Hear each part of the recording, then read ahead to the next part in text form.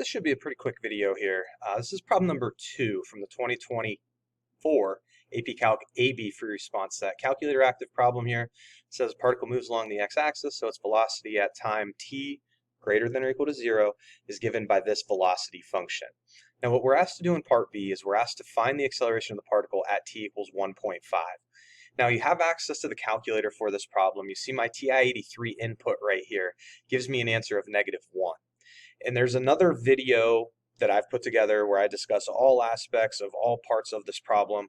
What we want to take a few minutes to do here is show how, beginning in 2025, you can actually get this answer through Desmos.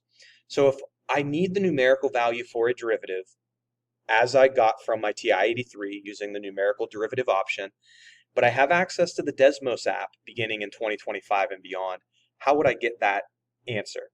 So I'm just going to go over to a Desmos tab here, and this is very straightforward. What I'm going to do is I'm going to tell Desmos I want to do the derivative with respect to t, get out of that denominator, of, I'm going to just type in that velocity function, so natural log, so just typed in ln of t squared, get out of the exponent, minus 4t, plus 5, close the logarithm,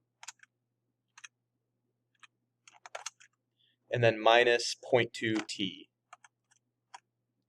Now if I just type that in, Desmos isn't really going to do much.